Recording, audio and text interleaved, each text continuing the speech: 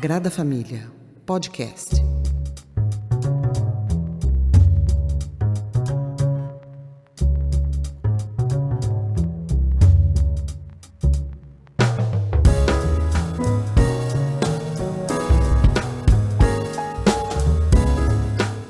Olá, esse é mais um podcast do Coletivo Sagrada Família. Sejam bem-vindos, camaradas.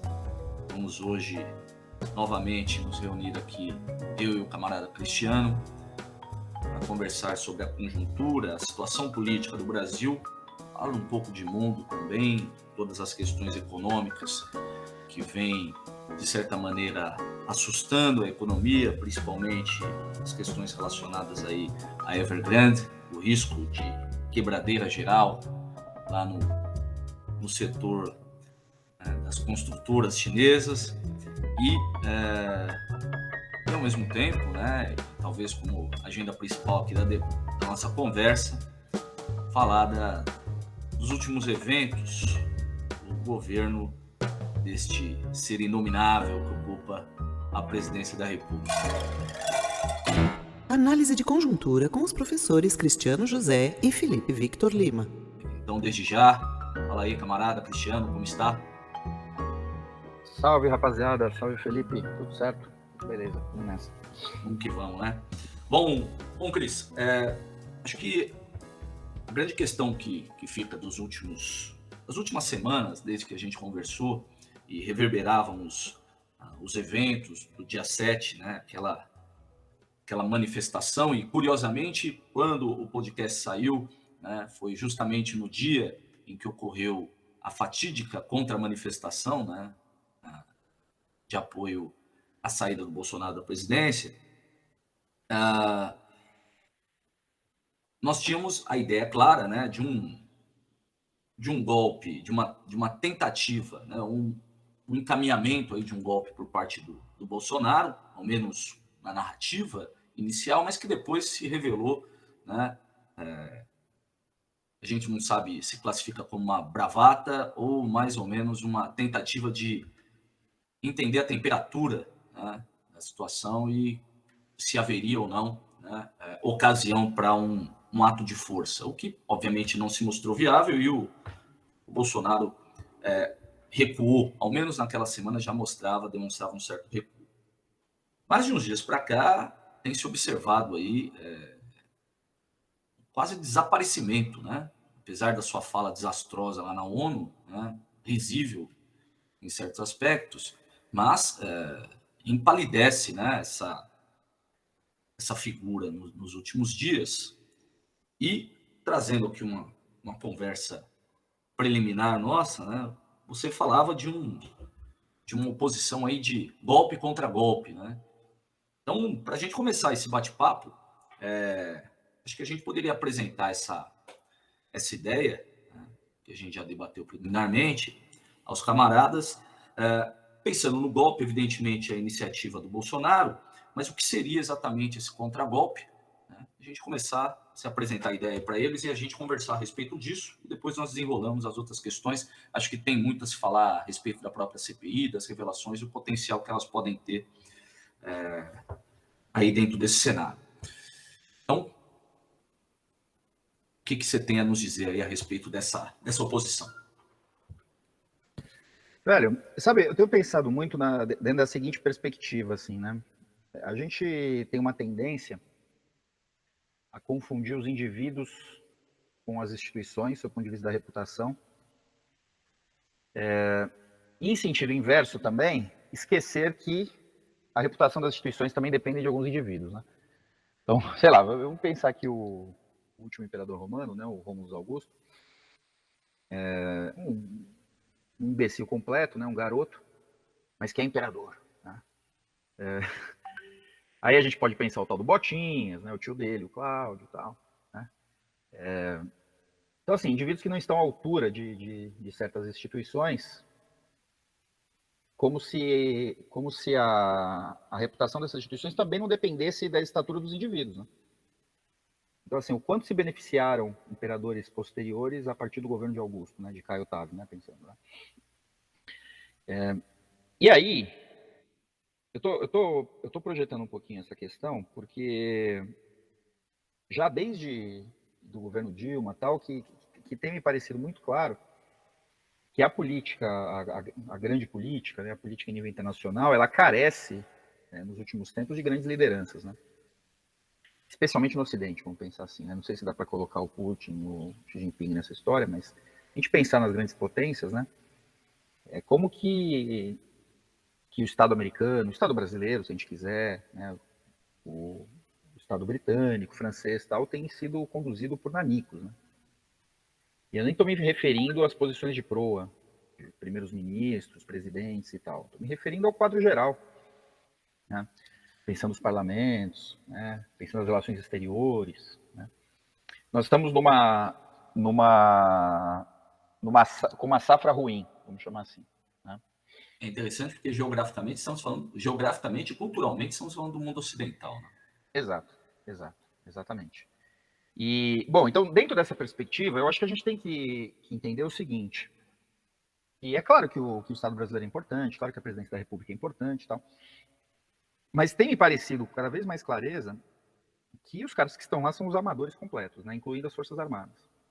Ou seja, as pessoas que estão com algum poder de decisão são medíocres, são atabalhoadas, são mal formadas, sabe? Os assessores, né, fazem uma análise de conjuntura medíocre, uma análise de conjuntura rasa, né? E isso se reflete, obviamente, nas decisões. É isso. Ministério da Economia, Ministério das Relações Exteriores, sabe? Se a gente pensar o governo Bolsonaro não exatamente em relação ao estado da arte, né, quem está lá, que também são medíocres, né, mas principalmente quem representou mais corretamente as crenças e posições dos caras, né, a gente está falando de Ernesto Araújo, a gente está falando de Abraham Weintraub, sabe? A própria Damares, que ainda está lá, né, o Paulo Guedes, né? Ou seja, se a gente pensar até nos dissidentes, né? Quem são os dissidentes? Né? O Bebiano, né? O Santos Cruz, né? São pessoas muito rasteiras intelectualmente, né? Olímpio, já falecido. Olímpio, né? O falecido Olímpio, exato. Então, assim, essa é a qualidade da elite política do país, né? Até mesmo na oposição, se a gente quiser olhar para isso também, quem que tem ali, né? O Renan Calheiros, né? Sabe? O Renan Calheiros é fraco demais, né, cara?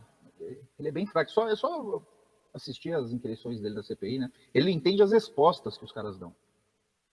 Sabe? É constrangedor, assim, né? Porque a gente tá até torcendo para ele apertar direito os caras, né? Mas você fala assim, meu Deus do céu, não dá para botar alguém um pouquinho melhor aí, né, para fazer essas perguntas e tal. Eu acho que essa é uma questão que a gente precisa olhar de saída, né? Quem está dirigindo, quem está conduzindo as disputas políticas são pessoas extremamente desqualificadas. Onde tem gente um pouquinho melhor, eu acho que é no STF, né? Ali tem quadros um pouquinho melhor, mas, como o Eduardo Bolsonaro bem indicou, é um poder não armado, né? Aquela citação dele lá, de um cabo e um soldado tal, tem uma verdade no sentido de que, olha, são caras que governam sem poder de coerção. Ou seja, eles precisam de uma... Eles precisam sustentar o poder deles numa crença, no final das contas, né? Num conceito, numa ideia de que a ordem judicial se cumpre. Não é isso? Mas se quem tem as armas resolver não cumprir, esse poder se esvai. Né? Ele não está ancorado em nada mais. Né? As âncoras possíveis e reais disso são as armas e o dinheiro, né? E a economia. No final das contas, quem pode mandar alguma coisa são os grandes capitalistas e os militares. É disso que a gente está falando. E a classe trabalhadora, obviamente, que pode parar tudo, que pode fazer greve, que pode se insurgir e tal, né? Se mobilizado estivesse, sem dúvida alguma. São as três forças reais que eu vejo, né? Que são capazes de conduzir alguma coisa. Bom, isso tudo para dizer o seguinte, que quando a gente pensa que pode ter alguma coisa mais sofisticada por trás que a gente não esteja vendo, eu acho que já dá para abandonar essa hipótese, sabe? O Bolsonaro é um sujeito que vai fazendo as coisas ao sabor das circunstâncias e a partir de uma inteligência média para precária mesmo, né? Que não é só a dele, né? Mas é a dele, é dos filhos, né? Especialmente ali o Carlos e o Eduardo, que são os articuladores políticos mais próximos, Braga Neto, Heleno, São essas as pessoas que estão tomando decisões. Vamos fazer isso, vamos fazer aquilo e tal. E sob essa perspectiva, eu entendo que nesse arco temporal aí, que eu situo de fato a partir principalmente do início da pandemia, né, eu acho que ali se iniciou uma movimentação constante e meio repetitiva, assim, de tentativa de golpe de Estado. Né?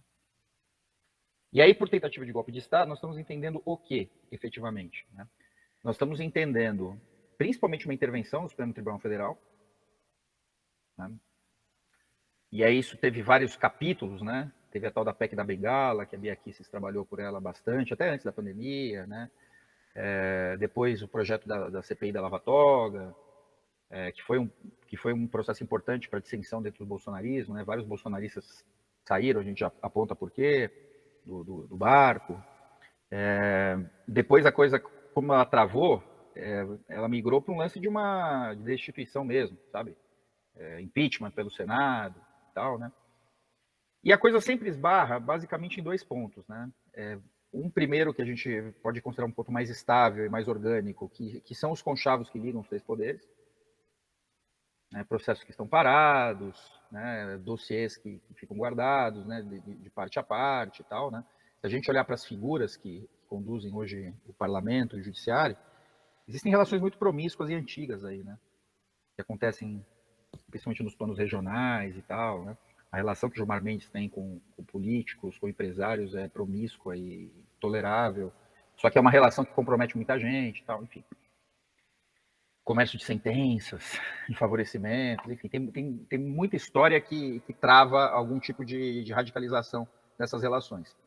E o outro elemento, que eu acho que é o dispositivo mais direto, assim, né, que sempre está ali, né, são os telhados de vidro da família Bolsonaro. Que vai das rachadinhas, vai de tráfico de influências, até relações talvez mais escandalosas que tem a ver ali com o Rio das Pedras e tal, né? Tudo aquilo que a gente supõe. Então, na hora que a coisa aperta, eles soltam uma dessa, e esse negócio está se aprofundando, né? Então, tem agora uma lente importante sobre o Carlos Bolsonaro na Câmara de Vereadores. Ontem apareceu uma denúncia bem fundamentada de tráfico de influências da primeira-dama. E-mails, cara. Isso foi pela auditoria da Caixa, sabe? E-mails. Olha, a primeira-dama pediu tal coisa, para facilitar para esse, para aquele, tudo documentado. Né? O Flávio Bolsonaro nem se fala, né? Tudo que a CPI tem desenterrado. Entendeu? É muito tráfico de influência ali, cara. Sabe? Um pastor maluco, esses bolsonaristas aí que vêm desses movimentos aí da neodireita, que movimentaram a situação do impeachment da Dilma Rousseff, agora aí com institutos e relações privilegiadas dentro do Ministério da Saúde, BNDES, empresa fantasma, enfim, um monte de mutreta. Então, acho que esse é um outro dispositivo. Bom, voltando para a perspectiva da inteligência rasteira dos caras, o que eu entendo que rolou aí nesse processo de 7 de setembro, que vinha de antes, né? Eu acho mesmo que os caras partiram para um punch, sabe? Para uma tentativa de golpe mesmo, especialmente nessa direção do STF, né? E aí o Bolsonaro jogou a cartinha que ele acha que tem, que é dos caminhoneiros, entendeu? Que é uma cartinha que ele vinha trabalhando ali desde 17 e 18, né? A partir da greve lá que emparedou o Temer. E aí os caras contra-atacaram durante o processo, né? A coisa aconteceu ali do final de agosto para 1º de setembro, para 7 de setembro, em direção a 7 de setembro. Tem uma denúncia, saiu ontem essa notícia, tem uma denúncia da PGR identificando o start da organização dos atos de 7 de setembro no próprio Jair Bolsonaro. Ele, né, tem mensagens dele, tal, ele startando as ordens, a movimentação da base e tal, ele ordenando aquilo que nós vimos com detalhes e na sua versão correta nas falas do Sérgio Reis. Aquele era o script da coisa. Entendeu? Caminhoneiros, base militante, faz o ato, fica e empareda Senado para destituição. Eles até falam dos 11 ministros, né? Eles não perceberam que só tem 10 lá hoje. Né? Os caras são tão jumentos que eles... Né? É isso que eu ia falar, incapacidade intelectual, né? Soma-se aí, eu acho que uma descalculia crônica, né? Pois é. Eu não sei, inclusive havia faixas, né? Destituição dos 11 ministros, não sei o quê. Eles estavam imaginando o quê? Que o André Mendonça seria aprovado e seria destituído junto? É isso? Imagino. E já o é um próprio, terrivelmente evangélico de cara, né? e o próprio Nunes Marques junto? Não. É disso que eu tô falando, sabe? Eles são esquemáticos na sua burrice, sabe? Aliás, que figura esse Nunes Marques, né? Só um parênteses. Rapaz, pau mandado. Sim, sim. E aí, só que aí tem umas cascas de banana. Você vê, vamos continuar nessa perspectiva, nessa linha de raciocínio da inteligência medíocre dos caras, né? E aí a gente tem que prestar atenção em algumas coisas. Tem algumas falas do Olavo de Carvalho, lá de 2018, de 19, ele falava o seguinte, ele falava, olha, não tem chance do governo Jair Bolsonaro avançar muito por uma razão simples, nós não temos quadros. Se a gente pensar o MEC, são 300 mil funcionários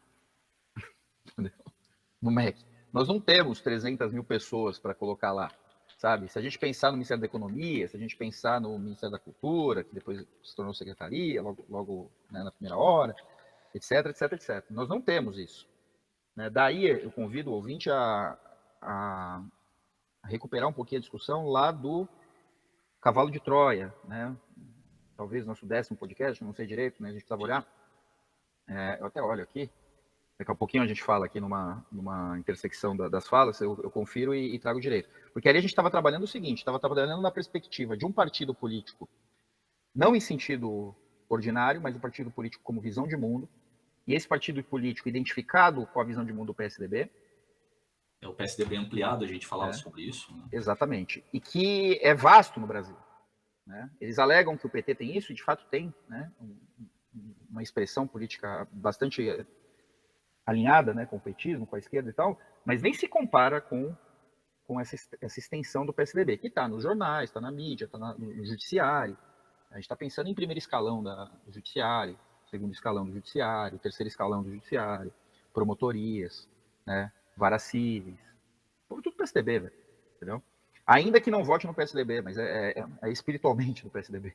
Né? É interessante, né? Eles estão ocupando a burocracia, ocupam os meios de produção e divulgação, né? De bens culturais, de informação. Exatamente, exatamente. E aí aqui eu divido um pouco do Rui Costa, porque ele diz que o PSDB perdeu a sua base militante para o bolsonarismo. Né? Não acho isso, não acho isso. Se a gente pensa na chave do partido como visão de mundo, o PSDB continua muito importante. A questão é que a crise do PSDB está justamente em que o partido legalmente constituído não está conseguindo conversar com essa visão de mundo que ele é o melhor representante. E nesse sentido, é uma afirmação descontextualizada. Né? Uhum. Porque, levando-se, né, acho que os debates hoje em torno das prévias do PSDB mostram exatamente essa dificuldade em estabelecer lideranças. Né? Você tem um cenário de transição, né, dentro desse PSDB ampliado, e justamente nesse momento de vazio, né, de vácuo, de envelhecimento dos antigos quadros e a dificuldade, né, de surgimento de novos quadros com uma abordagem, né, com uma visibilidade nacional, porque a gente tem que pensar que esses quadros do PSDB, né, os mais emblemáticos, vamos pensar a partir do Fernando Henrique, do Serra, são figuras que estão sendo construídas no contexto da redemocratização. Então, eles assumem grande parte desse capital, né, eles agregam ainda grande parte desse capital acumulado nas décadas anteriores. É diferente do Alckmin, que não tem esse capital, ou de outras figuras que nacionalmente não fazem sucesso algum, né? Nem o Neves, né? Nem o Aécio, olha que interessante, né? Conseguiu. Mas era apenas um comentário, né? Aí você falava dos quadros. Sim. Ó, só deu uma puladinha aqui de janela, é o quinto, tá? O que a gente falou. Foi logo no início, né? Foi logo no início. Maio. Por aí, exato. E é interessante, porque, veja, o PT está às portas dessa mesma crise, tá? Sim. Por conta da idade do Lula. Sem dúvida. A única diferença do PT para o PSDB, sob o ponto de vista dessa conexão da base ampliada com a dinâmica eleitoral do partido, é a figura do Lula. Né? Se o Lula morre, cai na mesma situação, né? Bom, na mesma não exatamente, né? Mas, enfim. Não, mas cria-se um vazio ali, né? E a gente É. observa isso. Uhum, exatamente. Bom, mas o Rui Costa tem razão no sentido de chamar atenção, eu acho que isso precisa ser ressaltado, de que isso que nós entendemos por PSDB ampliado é uma expressão política reacionária. Né? Isso é importante. Né? Mas é um reacionarismo que não quer se assumir como tal, né? No sentido de rompimento com as instituições. Fantástico, né? Ele prefere atuar como? Ele prefere atuar na periferia, no modus operandi das forças militares, né? No caráter excludente da própria dinâmica social. Você falava, eu não me recordo, acho que era justamente nesse do Cavalo de Troia, quando debatíamos essa questão do PSDB ampliado, que era justamente os pudores que eles tinham a respeito da disruptura. Então, a tentativa de manutenção das instituições, de um caráter legal das ações políticas, isso era quase como um pudor, né? Mas de um grupo que, já naquela época, falávamos, né? dessa característica reacionária que se mostra lá já a partir de 2013, se exalta em 2014, 2016, né? Mas que não encontra um representante à altura desse debate em 2018, porque é interessante falar que o Bolsonaro, apesar do que ele falava antes, não é o discurso que ele carrega em 2018, né? Ele fala de combate à corrupção, né? De fortalecimento das instituições e tudo mais. É óbvio que você tem a militância, né, que vai à rua tentando pôr fogo em absolutamente tudo, mas tem aquele antipetismo e também tem, né, esse reacionarismo que encontra no Bolsonaro algum tipo de ressonância. Né? Sagrada Família, podcast. Esse PSDB ampliado, para quem não é de São Paulo, a gente tem que descrever um pouquinho a imagem que eu vejo, né? No centro da cidade de São Paulo você tem o quê, né? Você tem aquela miséria toda, aquela violência toda, né, e tal. Mas ao mesmo tempo você tem o Tribunal de Justiça, né, ali atrás da Praça da Sé, na Praça João Mendes. Você tem a Faculdade de Direito da USP, né? Você tem os três mosteiros, né, que fundam a cidade, né? O jesuíta, o beneditino e o franciscano, que abriga a Faculdade de Direito. Então é muito essa imagem. Olha, eu pego o meu carrão e vou lá para o centro da cidade para dar aula na Faculdade de Direito ou para despachar no Tribunal de Justiça. Isso precisa se manter. Né? Aquela miséria que está ali embaixo, ela tem que ser uma miséria constrangida, uma miséria que não atravessa da Sé para a Praça João Mendes. E lembremos do esforço de retirar essa miséria dali, né? Os famosos projetos Cidade Linda. Né? Sim, claro. Mas existe mas eu acho que esse é o ponto, né? Esse é um ponto. A USP é nossa. Entende? A USP é nossa. Vocês fazem o que vocês quiserem. Ou vocês vêm na universidade, ou talvez aí vocês façam aí uma particular de esquina.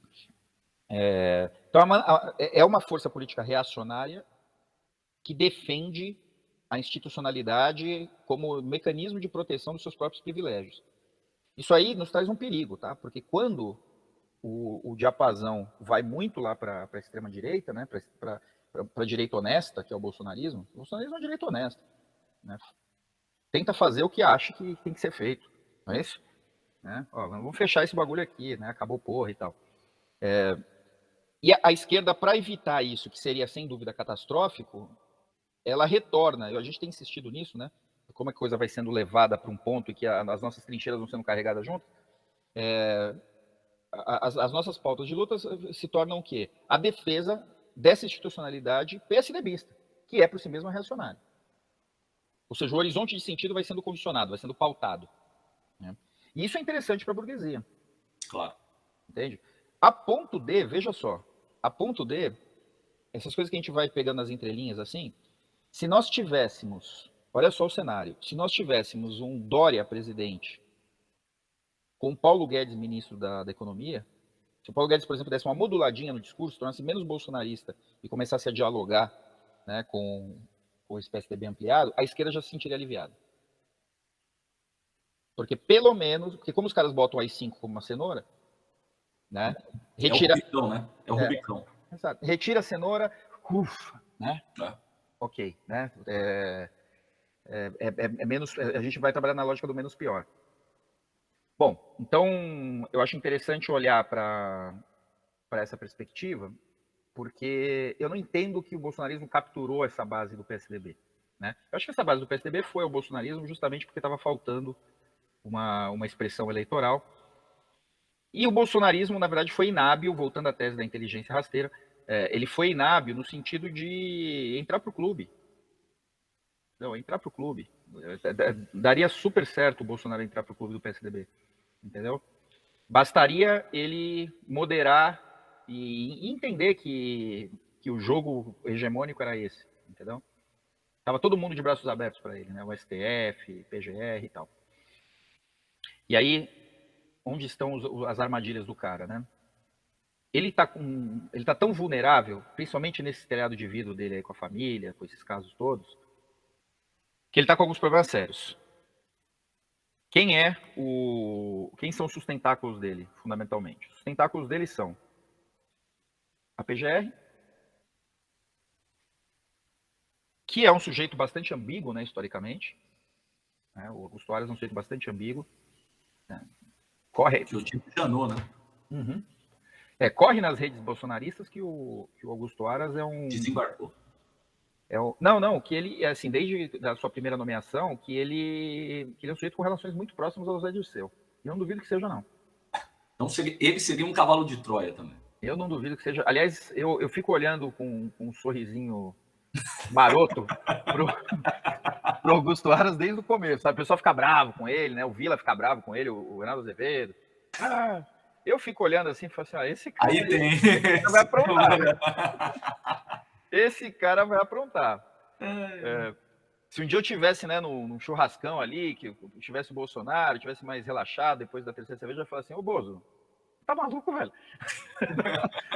Esse cara vai te dar uma rasteira, campeão. De novo, pressuposto, né? Princípio da inteligência rasteira. O cara ele é burro. Ele é burro. Né? Ninguém ali minimamente razoável. Né? Bom, aí você tem. Aí, quais são as estruturas, né? Os pilares parlamentares dele, né? O Arthur Lira, que é um malaco, né? Que é um velhaco completo. E tá levando o Bolsonaro na flauta completamente, assim, né? Literalmente. Tá na mão dele. E o Senado é diferente, né? Porque o Senado é o seguinte, o Senado é uma casa altiva, né? Ali são as puta véia, né? Os caras que já foram tudo governador, entendeu? Os caras que tem... Aí seria legal você falar um pouco, né? Porque ali é o seguinte, você pega um Omar Aziz, né? Quem que é o Omar Aziz? Ele foi governador ou foi vice-governador, não é isso? Governador do Amazonas, se não me engano. O Omar Aziz... Então, são esses caras que estão no Senado, né? Renan Calheiros... É tudo cacicão dos estados, entendeu? Que no limite, assim, exceção feita a figuras extremamente estranhas ali, como o Flávio Bolsonaro, ou mesmo outros tantos senadores que não têm um histórico político, por exemplo, de ocupar cargos executivos, mas o limite é a exata expressão daquilo que o Senado deveria ser, né? O que é o Senado pensado historicamente? É uma espécie de conselho dos anciãos, né? Guardiões ali, né, das tradições políticas, né? Protetores da institucionalidade, né, de todos os ritos e tudo mais, ou seja, são aqueles indivíduos experimentados que já conduzem a política há anos. Você vai pensar, por exemplo, lá no próprio Senado Romano, é claro que o Senado Romano tem uma característica bem específica. Então, eu vejo o Senado algo muito similar àquele Conselho dos Anciãos espartanos, sabe? Aqueles velhos que ficam ali, já viveram toda a vida, lutaram, brigaram, né? Agora estão ali apenas como guardiões, né? Eu nunca tinha pensado dentro dessa premissa, mas é verdade, com essa palavra, né? Tem uma certa autonomia em relação a todo o resto, né? Sem contar o fato de que o chefe do Congresso é o presidente do Senado, no limite, né? Não é o presidente da Câmara. Né? E é interessante como acaba criando um ambiente de dubiedade dentro do Congresso Nacional. Né? Exato, porque, por exemplo, se você pensar o Senado, assim, algumas diferenças, né? Talvez a mais relevante, você não tem voto de bancada no Senado. Não. A prova maior disso é a CPI. Você não tem voto de bancada no Senado. Não tem. Ali o interesse estadual se mostra muito mais claramente do que dentro das bancadas do Congresso. Claro. Talvez na esquerda você tenha. Se você puder pensar um bloco, eventualmente, na esquerda talvez você tenha. Mas isso talvez força das circunstâncias, né? Se fôssemos imaginar isso, por exemplo, no governo Dilma, né? A gente já não tinha essa movimentação em bloco. Acho que a circunstância hoje observa essas movimentações e organizações. Mas, de fato, você tem razão. Né? As expectativas a respeito da ação política de um senador, ela tem que ser pensada um pouco fora da lógica do da Câmara, né? Ele respeita mais interesses, de certa maneira, eu acho que ele expressa melhor esses interesses regionais mais específicos, né? Sim. Tem uns arranjos ali, né? Apesar que, só um parênteses sobre essa questão do impeachment, eu acho que assim, na história do impeachment, tem uma certa diferença, porque ali o Senado ele vem muito pautado por conta da circunstância do afastamento, entendeu? Porque você já tem um novo governo. E a coisa já está dada, né? Quando passou pela Câmara, velho, o presidente é afastado, o outro assume, já faz reforma ministerial, já a lojinha já mudou de dono, entendeu? Então, fica muito complicada mesmo essa articulação. Agora, enquanto esse dispositivo não acontece, eu acho que é isso mesmo. E aí você tem a história, né, dos 2/3, né, tem né, uma eleição 2, outra eleição 1, essa coisa do mandato de 8 anos. Isso faz o Senado flutuar de uma maneira diferente em relação ao mandato atual, né? Tem até uma discussão nessa direção, que eu acho que a gente precisava olhar com calma sobre isso, eu não sei se seria melhor ou pior, mas de descasar a eleição legislativa da majoritária, que é o modelo americano, né? Porque isso traz um caráter meio plebiscitário para o governo, só que ao mesmo tempo traz uma certa instabilidade, né? Porque se no meio do mandato o presidente perde a liderança da Câmara, isso traz um auê danado e tal. Mas enfim, mas é o seguinte, o Senado ele tem dinâmicas que são muito específicas, né? E aí faz com que o Bolsonaro não consiga navegar ali. E na Câmara ele está nas mãos de um velhaco, cara, inacreditável, sabe? Ele está nas mãos de um velhaco inacreditável. E não tinha como ser diferente, né? Porque foi ele que cavou essa cova. Porque veja, se a gente olhar 2018, o que o Bolsonaro tinha ali? Ele tinha a maior bancada, pensando no partido dele, tá? Não a maior bancada absoluta, né? Mas o PSL tinha 53 deputados, se não me engano, o PT tinha 51. Tinha 51. E aí se ele pegasse no varejo ali a coisa, ele fazia isso virar 100 e poucos fácil. Fácil. Entendeu? Isso se mostrou na última votação, né? Exato. Ele tinha o DEM, né, ali na mão, porque o DEM tinha feito um movimento que a gente não pode também esquecer, o DEM tinha feito um movimento de catar esses liberaizinhos reacionários, do MBL tudo, sabe? Kim Kataguiri, ele fez um catado ali, que era um catado pró-Bolsonaro, velho. Facilmente pró-Bolsonaro, obviamente pró-Bolsonaro. E o Bolsonaro queimou pontos com essa gente toda, cara. Sabe? Ele queimou pontos com essa gente toda, naquelas primeiras tretas, né? Que ele não conseguiu articular, né? Os tais dos grupos militar, ideológico, liberal, não sei o que e tal, né? Então, uma sucessão de erros políticos por conta da sua inteligência rasteira, que fez com que ele ficasse com parte do bloco ideológico dentro da Câmara, que é onde ele teria ali uma força possível. O próprio PSL rachou, agora está se juntando com o DEM, não à toa. E os militares, tudo bem, continuaram com ele, mas os militares não têm penetração política, né? Eu acho que é isso que traz uma tensão golpista o tempo inteiro, né? Porque Braga Neto não tem essa etc. E perdeu totalmente esse PSDB ampliado que estava com ele. Não só eleitoralmente, estava com ele institucionalmente. Moro, etc. Me ocorre aqui uma fala, e aí é uma questão que a gente pode pensar justamente na destruição dessas pontes, né?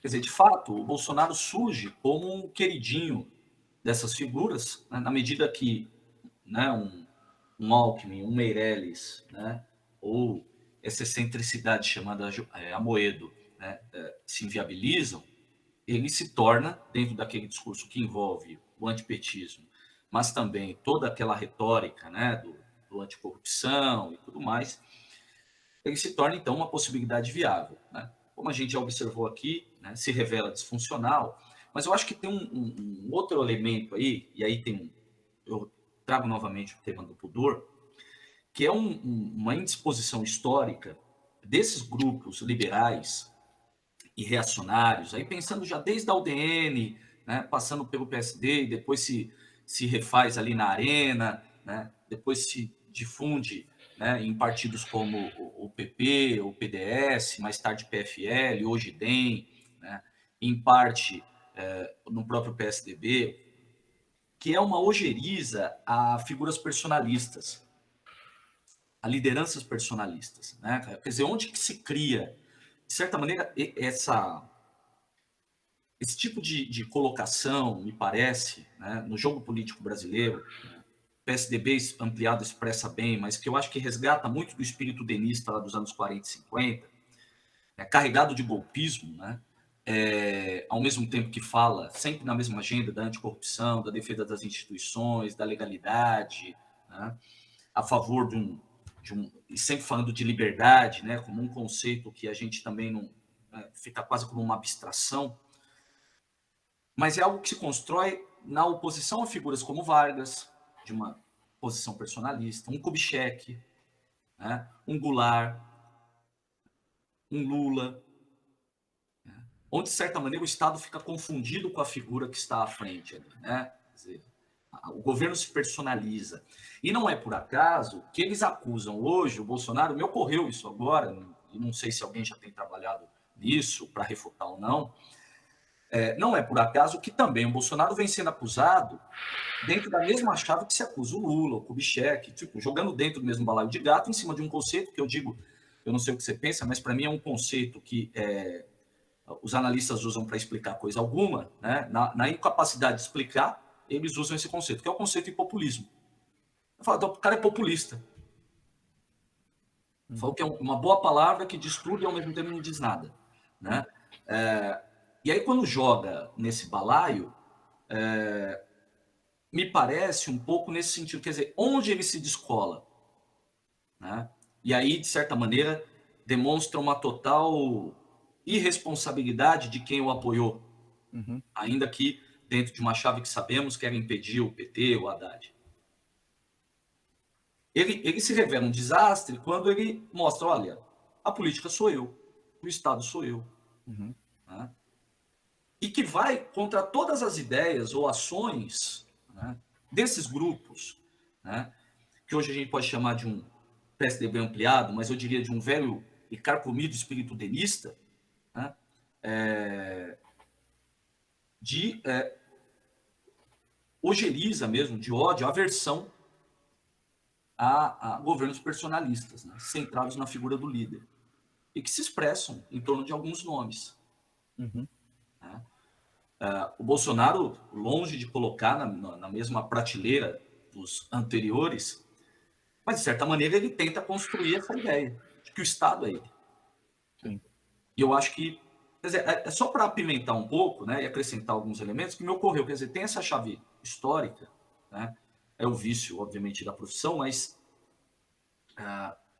quando eu olho, a gente falou dessa quebra de pontes, né, dessas rupturas, me parece um pouco que eles entendem a liderança sempre como alguém que eles podem coordenar. A gente já falou sobre isso, mas o Bolsonaro parece um indivíduo, né, não descontrolado, incontrolado, né, incontrolável, né? Ou ao menos ele não se permite ou não admite, né, essa condição. Faz sentido. Se você pensar nesse modelo, nessa chave, a instabilidade vem sempre quando essas figuras personalistas começam a se emancipar, de alguma forma. Né? Por um outro lado, é fato que, isso é bem chavão, mas é verdadeiro, que a dinâmica eleitoral brasileira, ela opera puxada por essas personalidades. Sem dúvida, sem dúvida. Então Isso é histórico. a gente vê aí uma dialética instável, porque qual que é o ponto de equilíbrio dessas relações? Né? O ponto de equilíbrio dessas relações, o Bolsonaro tinha condições de fazer isso, e não fez, era o de garantir a estabilidade dessa estrutura que nós estamos chamando hoje de PSDB ampliado e tal, mas já teve várias expressões, de garantir o funcionamento silencioso disso. Né? Então, assim, para que ele se tornasse uma figura eternizada na política brasileira, o que ele tinha que fazer? Logo depois da eleição, né? Ele tinha que trazer o Henrique Meirelles para dentro do governo. Podia ser junto com o Guedes, mas ele preferiu trazer o Wizard, o maluco lá, né? Então, Ele teria que, por exemplo, viabilizar um bom projeto político para o Mandetta, entendeu? Talvez criar ali estruturar um curral eleitoral importante para o Mandetta ali em Goiás, para ser governador, para ser senador, entendeu? O que ele tá tentando fazer um pouco agora, mas na defensiva, então não funciona com o Ciro Nogueira, né? Ele tinha que cacifar os caciques, né? Entendeu? Ele tinha que fortalecer esses caras. E esses caras iriam fazer esse comércio com ele. Olha, você fica aí, entendeu? Elege, se reelege, trabalha a sua base, que é uma base formidável, a gente não pode negar isso, né? Uma base que é engajada, que é forte, que é orgânica, né? Que é coesa. E a partir dela, a gente constrói esses cacifes todos que, né? Com certeza, eles teriam um excelente PGR para ele, um Yves Gandra, por exemplo, né? Sabe? Gandra Martins e tal. Ia colocando os seus ministros ali, sabe? Não um palhaço desse como o Nunes Marques, né? Mas um cara consistente, um cara que... E tem vários reacionários juridicamente importantes, entendeu? E assim ele ia desenhar a república reacionária que se sonha, sem precisar cair na cilada que ele caiu de fortalecer tanto assim, né, o retorno do Lula, por conta dos seus erros e tal, né?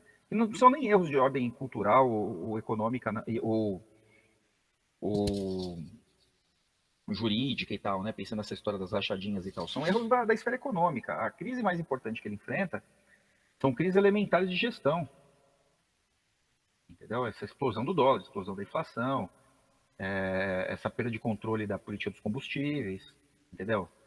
Isso tinha que ser debatido. Falei assim, olha, tudo bem, a gente derrubou a Dilma, o Pedro Parente fez o trampo lá, mas para onde vai isso? Eles tinham que discutir esse negócio em 19.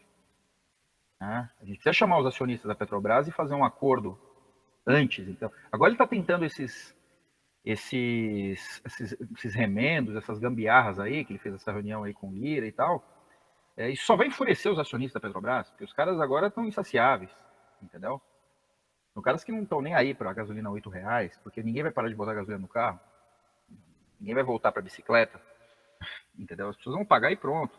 Isso vai virar uma rebelião contra ele, é isso que ele está com medo, né? Ele está com medo de uma rebelião contra ele dos caminhoneiros, entendeu? Então, é a inteligência rasteira, que muita gente não enxerga porque entende que o Bolsonaro é a presidência da República. E não entende que na verdade, a presidência da República é o Jair Bolsonaro. Ou seja, uma instituição burra, uma instituição estúpida, que não tem planejamento, que não tem inteligência, que não considera os dados, né? Que fechou o INPE lá, né, o Instituto de Pesquisas de Acompanhamento, de Monitoramento das Dinâmicas Meteorológicas e de Desmatamento. Esse é o Estado brasileiro hoje, né? Um Estado que, ao invés de se apropriar do acúmulo e das estruturas técnicas para conseguir tomar decisões, ainda que seja em favor desse reacionarismo maluco, resolveu abandonar isso também, achando que o COF, né, o curso do Olavo de Carvalho, ia conseguir governar. Bolsonaro apostou como principal figura de inteligência do Estado brasileiro o Arthur Weintraub, né, que é um lunático, né, que é um pedante, sabe? É um cara que é um sujeito raso intelectualmente, né? Lunático já diz tudo. E aí, isso bateu nesses resultados. 600 mil mortos na pandemia, inflação passando de 2 dígitos, gasolina explodindo para... Isso é falta de leitura de cenário, sabe? Ó, isso vai dar em tal coisa, isso vai dar em tal coisa. Entendeu? E tem um detalhe importante. O Brasil está cheio de figuras competentes e totalmente à disposição do suborno. O Brasil está cheio disso. Entendeu? É muito... E aí aquela tese do Olavo de Carvalho é uma falácia completa, né? Ele conseguiria perfeitamente bem montar ali o que ele precisava no STF. Montar um quadro com dinheiro, né? Na PGR, nos ministérios, sabe? Ele conseguiria formar uma tropa de choque boa, sabe? Bem qualificada. Ele não precisa de um Sérgio Camargo, vai. Entendeu? Ele não precisa disso. Né? Ele poderia colocar um cara bom ali para conseguir demolir sem que as pessoas percebessem, entendeu? Quer dizer, no limite que você está dizendo que existe uma falta de quadros orgânicos capacitados, mas existe um cenário de quadros mercenários, dispostos a absolutamente qualquer coisa. Claro. Quer dizer, você ficar tão somente na militância, você coloca dois alucinados, né, como o Camargo, o Frias, né, no campo da cultura da Fundação Palmares, é isso, né, são alucinados, e esquece que existem pessoas gabaritadas até, bem formadas, né, mas dispostas a vender a sua inteligência, a sua competência por absolutamente qualquer preço. Né? Sim. Sim. Isso apareceu aqui a colar, né? Por exemplo, eu nem sei se é esse o caso, assim, né? Não investiguei a biografia da mulher, né? Mas só como um exemplo, né? Aquela médica que foi cogitada para assumir o Ministério da Saúde antes do Queiroga. Anise Yamaguchi. Não. Não. Ah, sei, aqui desistiu. Ludmilla, não sei das quantas. Sei. Você vê, é uma figura que estava alinhada, não politicamente, eu estou dizendo, tratou a Dilma e tal, tinha lá uma certa simpatia. Uma médica importante que está aí. Quando ele chamou, ela correu para Brasília. Entendeu? E aí a gente volta para uma outra, para a mesma tese, né? A instituição ela funciona por si mesma. Você pode ter o bobo da corte ali, você pode ter o velho da van como presidente da República vestido de verde e amarelo. É a presidência da República chamando, cara, é uma instituição forte demais. Sabe? E isso funcionaria para jornalistas, isso funcionaria para professores acadêmicos, isso funcionaria, sabe? Professores acadêmicos que não gostavam do Bolsonaro poderiam começar a gostar, por que não? Pô, ele me chamou para tomar um café aqui, entendeu? Como eles costumam dizer quando eles aceitam, estou aqui para ajudar, né? Estou aqui pelo país. Isso. É o que o Lula fez isso. O Lula tinha uma rejeição, cara, das piores, assim, preconceituosa mesmo, essa coisa nojenta e tal. Quando ele assumiu, ele ficou bonito, ficou cheiroso. Vem cá, Meirelles. Ficou razoável. Exatamente. Entendeu? Família, paz e amor, né? Pô, ele ficou amigo do Odebrecht, do Bunlai, ficou amigo de uns caras, né, uns caras chiques, né? Sim. Todo mundo fica melhor, né, quando senta lá. Até aceita ser chamado de companheiro, né? Uhum. Então, assim, voltando ao que aconteceu, eu entendo, assim, né, nessa história. O Bolsonaro, depois de todos esses equívocos, de todos esses pequenos desastres, ele resolveu ir para cima. Chamou ali o seu exército de Branca Leone, né? O Braga Neto, o Helena, e falou: ó, vamos para cima dos caras, eu vou botar os caminhoneiros aqui na esplanada, nós vamos travar tudo. Os caras não vão segurar a onda porque vai cair no colo do STF. Imagine, Brasil parado, pauta. Deposição dos ministros. O Brasil vai. Quem está afim de brigar por ministro? Ninguém, né? Eles são um poder abstrato, né? Eles são um poder virtualizado. E aí eles vão cair, eles mesmos vão pedir para sair. Né? Cara, eu vi um vídeo do. Eu cometi o descalabro. Assim, são coisas que nem eu mesmo consigo explicar muito bem, né? Eu entrei num grupo de Telegram bolsonarista, né? Ah, não, essa. E fico lá, é o máximo, né? Fico lá assistindo e tal, vendo as coisas. Não vamos aqui entregar seu codinome, evidentemente. Né? Não, eu acho que deve estar meu nome mesmo, porque é meu telefone que tá lá. Eu entrei com meu telefone mesmo. Sensacional. Como eu não falo nada, eu só fico assistindo. E tem espião que não espiava. E tem milhares de pessoas num grupo desse, né? Acho que ninguém nem presta atenção. Até porque tem uma coisa interessante nesses grupos. Eles são meio que listas de transmissão, na verdade. Ah, sim. Porque não existem. Repassar. Não existem conversas nos grupos. Ninguém fala nada, sabe? É só. Só tem tio do Zap. Vídeos, e as pessoas ficam compartilhando ali. Sensacional. E aí, ali acho que no dia 6, mais ou menos, chegou um vídeo de um cara, e é interessante, porque eles não se apresentam e tal, né? E eles têm uma certa intimidade natural, assim. Eles falam assim: oi, galera, tudo bem? Olha, eu trago aqui uma notícia para vocês e tal. Ele começa a falar, mas não tem o nome do cara, não tem nada. E ele estava dizendo o seguinte, a descrição dele era: o ministro Alexandre de Moraes já está exilado na Espanha. Ele só está negociando uma saída honrosa para ele e tal, todo um lance, né? E as pessoas, graças a Deus. Cara, teve aquela situação esdrúxula de chegar a notícia do estado de A sítio, notícia do estado de sítio. e os caras chorando, se abraçando, como se fosse, sabe, gol do Brasil, sabe? É campeão, É tetra. é campeão, né?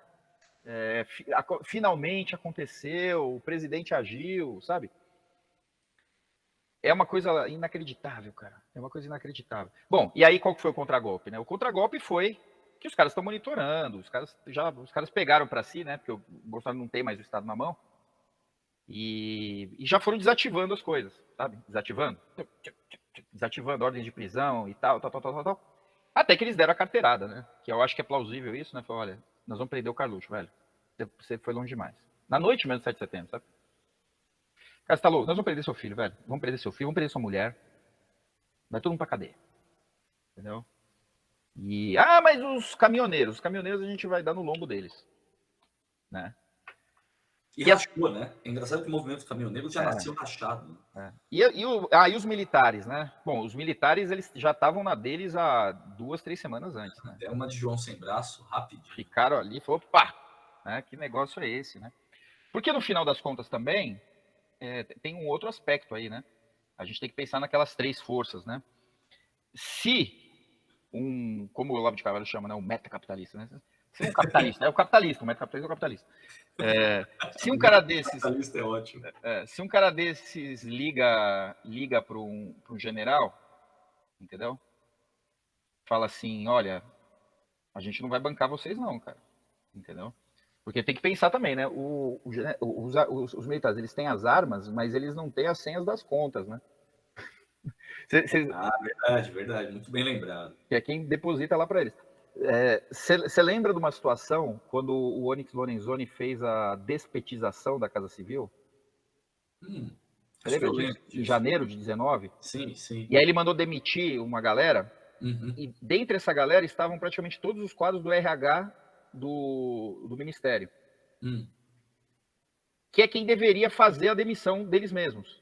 Nossa, fantástico. Ou seja, ele demitiu quem demite. Né? Ou seja, não tinha ninguém para providenciar as demissões. Porque Nossa. Porque ele demitiu os caras, entendeu? É burrice demais, rapaz. Então veio o contragolpe. Bom, o que deve acontecer agora, né? Bom, não sei, nem importa, né? Mas eu entendo assim, para a gente conseguir projetar um pouco o cenário, eu chamaria atenção para 2 coisas. Eu acho que existe como plano A, e aí eu acho que nem é plano A e B, eu acho que é plano A e a linha, tá? Mas assim, o plano A, terceira via, claro, entendeu? Dória, tal, o Moro tá voltando aí para conversar, tem essa história toda. E aí eu chamaria atenção, o Delfim Neto deu uma entrevista essa semana no UOL. Sim. Não sei se você assistiu essa entrevista. Eu vi uma parte, não vi inteira, não. Tem uma cena ali, assim, a Fabiola Cidral, ela sempre tem um driblezinho dela, né? Um 2 ali que ela faz, no meio da zaga, que é o seguinte, quando ela joga, o que você acha do governo tal, do fulano de tal e tal, e depois ela tenta coletar o voto do cara, né? E ninguém responde, obviamente. Claro. Ela fez isso com o Mandetta, fez isso com um monte de gente. Quando ela falou pro Delfim, mas você vai votar em quem? Ele falou, no Lula. Vou votar no Lula. Ele já vem trazendo isso daí já faz uns anos, né? Ele é um admirador da política lá, né? Política econômica. Cara, impeachment, lembramos disso. Né? Cara, mas o Lula, velho, o Delfim é o cara da ditadura.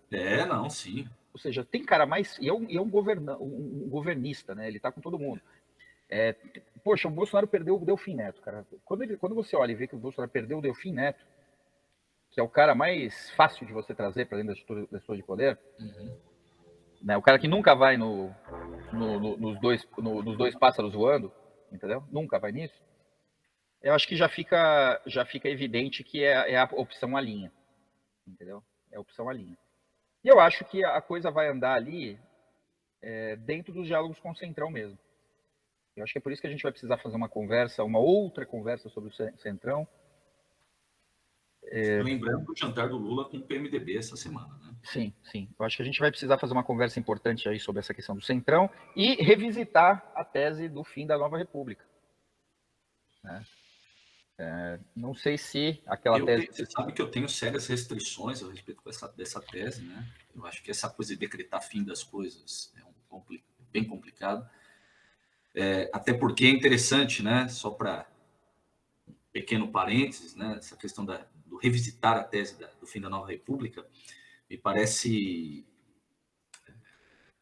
quando eu retomo aqui a ideia de que existe uma UDN carcomida, né? Um udenismo carcomido, sinal de que as coisas elas não necessariamente encontram o seu fim, né?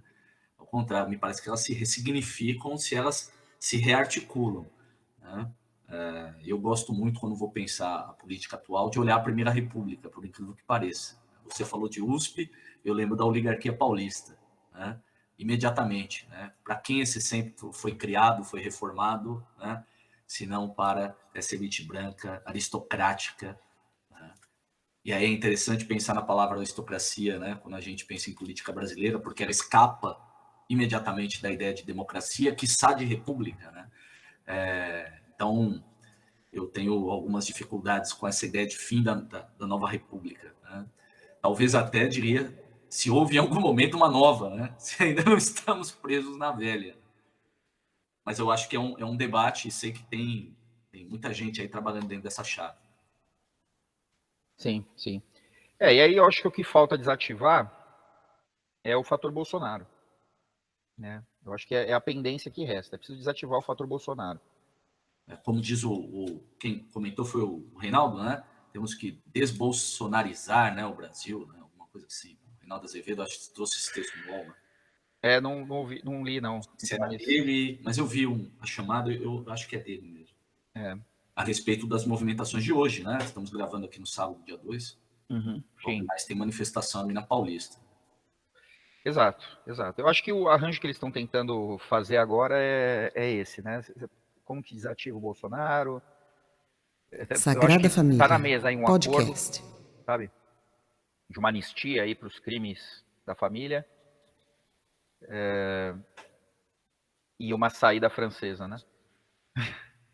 Talvez via justificativa médica, uma coisa... Assim, é evitar o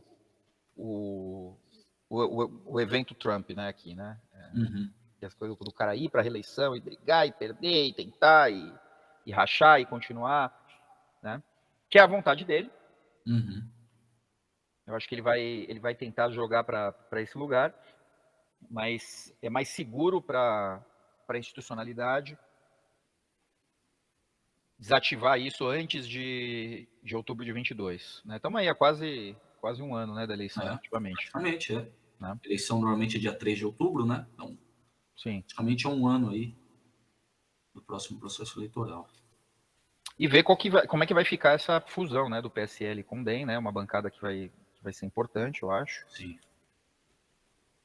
Então, é o Centrão. É o Centrão. O Centrão tá bem na foto. E, bom, acho que a esperar os próximos episódios, né? Mas na abertura, né, desse bate-papo, eu trouxe um tema que, na verdade, ele acaba se marginalizando, apesar da sua importância, né? Mas se marginaliza dentro da centralidade, né? Que toda essa questão política no Brasil tem para nós, que são as questões econômicas que estiveram aí no olho do furacão por alguns dias. Me parece que arrefeceu um pouco o debate, mas a gente sabe que a bomba pode estourar a qualquer momento, né? E acho que vale algumas palavrinhas a título até de introdução, né? A gente pode desenvolver isso depois, que foi a questão da Evergrande lá na China. Eu sei que você tem algumas coisas a trazer aí para nós. Gostaria que você desse umas palavras aí a respeito disso, porque de fato gerou um temor muito grande da repercussão que isso poderia ter para o Brasil, principalmente por conta das apostas que nós fazemos em termos econômicos, né?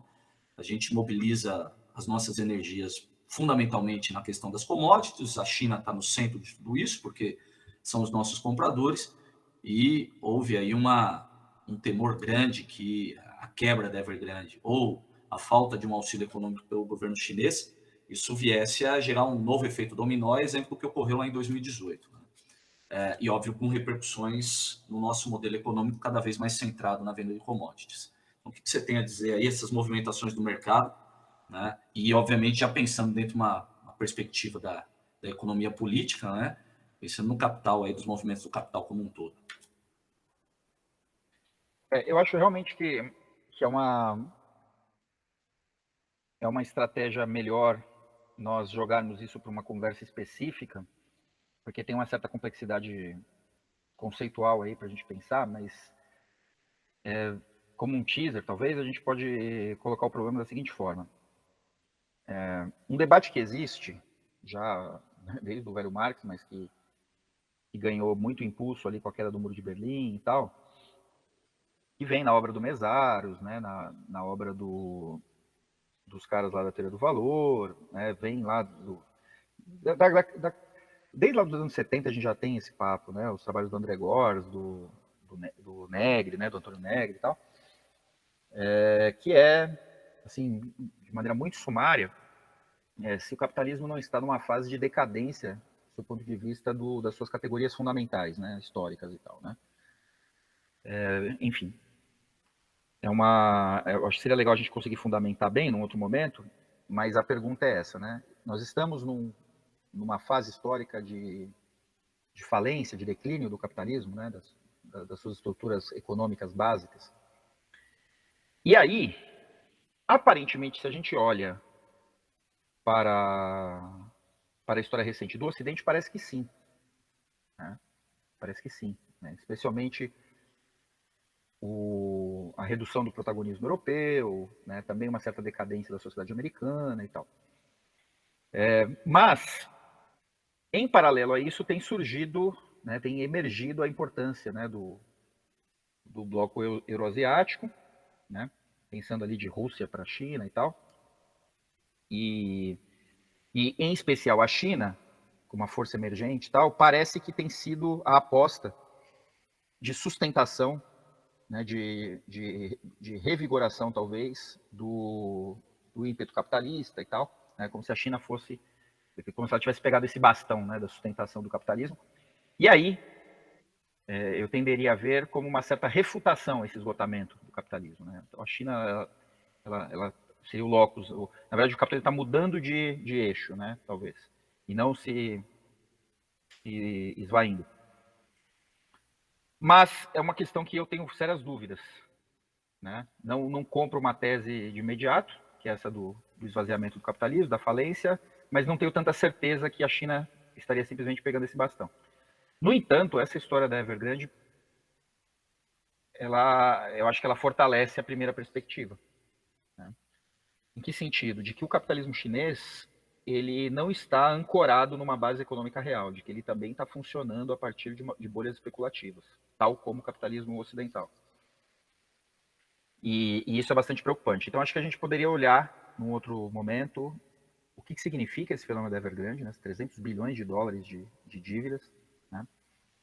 Que, na verdade, não são 300 bilhões de dólares de dívida exatamente, são 300 bilhões de dólares de bolha financeira. É disso que se trata. E em cima de um mercado que é um mercado aparentemente real, economicamente, né? Porque a China, de fato, está fazendo obra no mundo inteiro. Sim. E aí a gente tem que olhar também, quando a gente pensa nesse capital empregado e tal, eu li uma outra análise, né, um outro apontamento que me pareceu bem importante para nós colocarmos uma lupa ali. O primeiro tamanho desse capital empregado, né, na indústria de infraestrutura, no curso da Rota da Seda e tal, que atinge até 1/3 do PIB chinês. Então isso é importante. Né? E a qualidade desses credores. Quase toda essa dívida, quase toda essa bolha, se nós quisermos, mas vamos dar um passinho atrás, né? Não vamos dar o benefício da dúvida, não vamos chamar isso de bolha, vamos chamar simplesmente de capital creditício empregado, né? Nos portos, nas ferrovias, nos aeroportos e tal. Tem por credores economias extremamente frágeis. Porque uma coisa é a economia americana ser seu credor, a economia alemã, a economia francesa, a economia britânica. Outra coisa é a economia, sei lá, nigeriana. Mas não vai longe, né? Se a gente for pensar historicamente em 29, quem são os credores daquela economia que quebra em 29? É o alfaiate, né? É aquela historinha, né, do banqueiro que sai, vai conversar com o engraxate, o cara começa a debater ações com ele e ele, opa, volta pro banco e manda vender tudo, né? É um problema. Eu acho que, de certa maneira, dá para abrir um campo de diálogo, né? Exatamente. Então, eu sei que assim, a situação é complexa, é sempre aquela zona de análise que é meio vertiginosa, porque ela começa a namorar a metafísica, né? Fica uma coisa demasiadamente abstrata, mas a gente precisa olhar para isso, por quê? Porque em números passados, nós insinuamos ou apontamos como possibilidade de que os caminhos das políticas nacionais passaria, sobretudo, pelos posicionamentos e principalmente pelo vigor da economia chinesa, né? E se ela estiver no mesmo nível de vulnerabilidade que a economia americana está, aí não resta outro lugar para olhar, né? Vem uma debacle importante aí, né? Que é outra coisa que já vem sendo apontada por alguns como algo que está ali no horizonte. Exato. Eu me recordo de uma notícia já de uns 2 anos, pouco antes da pandemia, acho que na ocasião eu cheguei a comentar com você, Cris, na CBM, eu não me recordo, aquelas jornais das 6 da tarde, né, em que saía a notícia que o mundo vivia recordes não é rentabilidade, seria de capital mesmo, né? Recordes de capital. E aí eu fiquei pensando exatamente nisso, né? Essa é a grande questão. Esse capital está ancorado no quê, exatamente? Muito provavelmente, a gente sabe bem, mas é como você falou,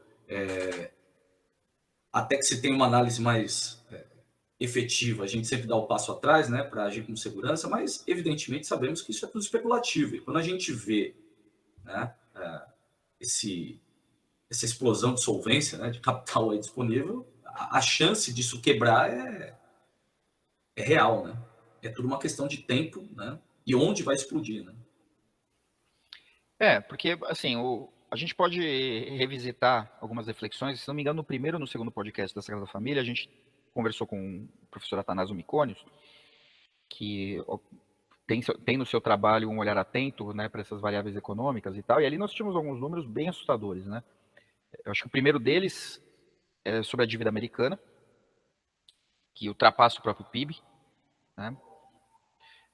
Outro, mas que eu acho mais grave ainda, porque assim, se a gente está falando de dívida, dívidas são roladas, entendeu? Então, especialmente na perspectiva dos Estados nacionais, a gente está falando de dívidas que vão se refinanciando e tal. Tudo bem, eu sei que isso é uma bola de neve, tal, nesse sentido é meio parecido com o endividamento doméstico, mas há sempre a possibilidade de vir um programa econômico, um plano, e atualizar em termos razoáveis isso. Ok, tudo bem.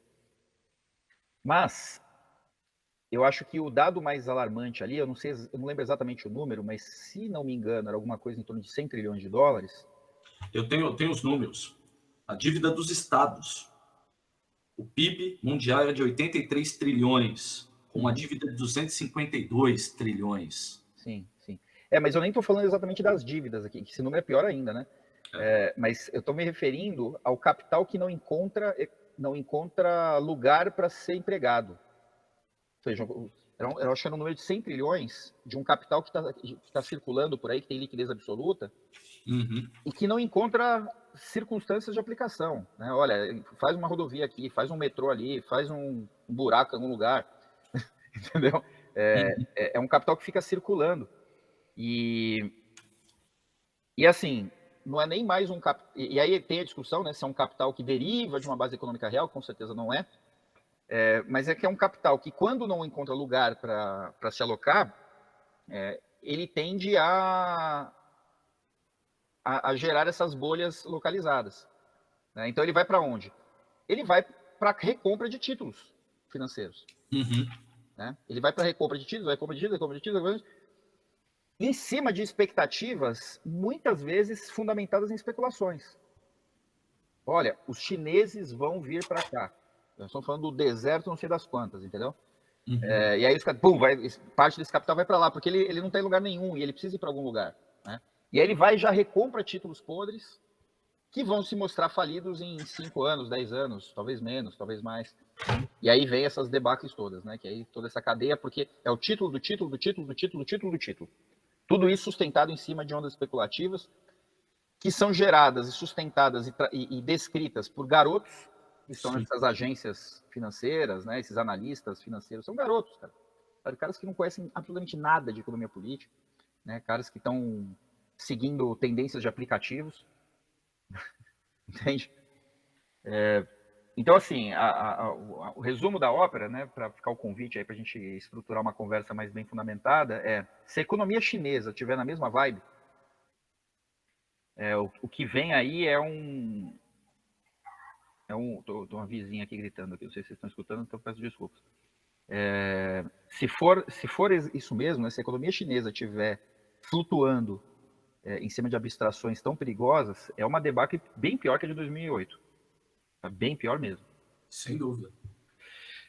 Porque os economistas têm falado isso. Um soluço na economia chinesa arrebenta o Brasil, né? Vamos olhar para isso, né? A gente está falando o quê? Os nossos PIBinhos, né? De 1%, e a catástrofe da economia brasileira, que seria de 9%, 10%, foi só de 5%, menos 5%, né? Quem sustentou foi a economia chinesa e o agronegócio. Você imagina isso. Se a economia chinesa tem uma retração importante, imagina se ela entra em recessão. Aqui bate menos 15, aqui bate menos 20. Tragédia, né? É choro e ranger de dentes. Não tem... Sagrada Família, podcast.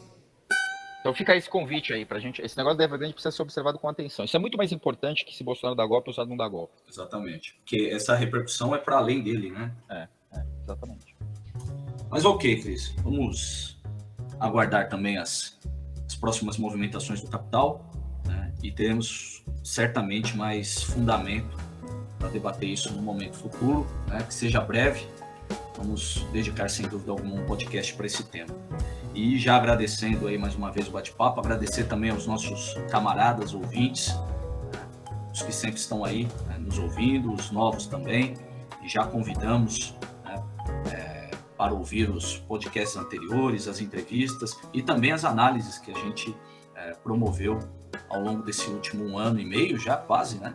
Estamos aí trabalhando e vamos, sem dúvida, manter essa toada para não apenas entender, né, as movimentações políticas, sociais, econômicas aqui no Brasil, mas também do capital, né, e as suas repercussões aqui no nosso país, para a nossa vida, né, para a sociedade como um todo.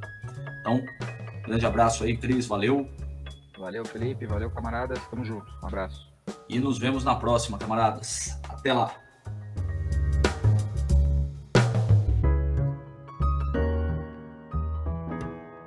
Escreva para nós pelo e-mail sagrada.familia.podcast@gmail.com ou através dos nossos perfis nas redes sociais Twitter, Facebook e Instagram.